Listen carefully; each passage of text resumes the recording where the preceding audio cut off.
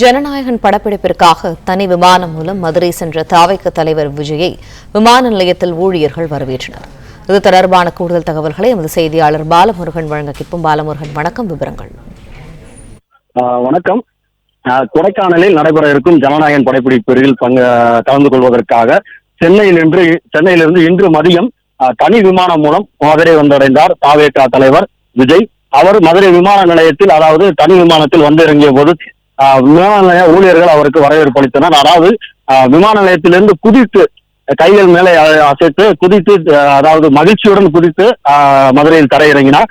அந்த காட்சியில் தான் பார்த்து வருகிறோம். அதாவது மகிழ்ச்சியின் உச்சத்தில் இருப்பது போலான அந்த காட்சி இருக்கிறது.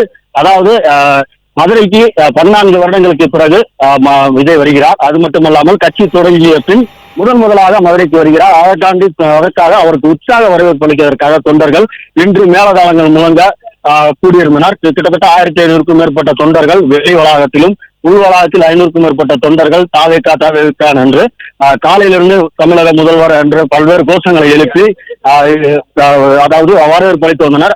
அவர் அதேபோல் மதுரை விமான நிலையத்தில் தரையிறங்கி இருந்து அவர் விமான வளையத்திலிருந்து வெளியே, அதாவது பைபாஸ் பிடிக்கும் வரைக்கும் உற்சாக வரவேற்பு அளித்தனர். மதுரையில் அவருக்கு குழுங்க வரவேற்பு அளித்தனர் என்றே சொல்லலாம்.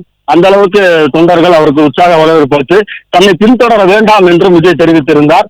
ஆனால் அவரது வாகனத்தை பின்தொடர்ந்து, அதாவது வாகனத்தில் ஏறி கை கொடுத்து உற்சாக மிகுதியில் பல்வேறு தொண்டர்கள் கண்கலங்கிய காட்சியும் பார்த்தோம். தற்போது அவருக்கு மதுரை விமான நிலையத்தில் மதுரை முழு உற்சாக வரவேற்பு அளித்தனர் என்றே சொல்லலாம்.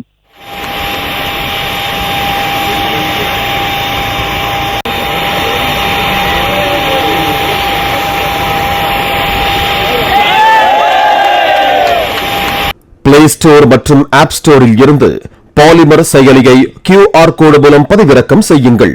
செய்திகளை உடனுக்குடன் பெறுங்கள்.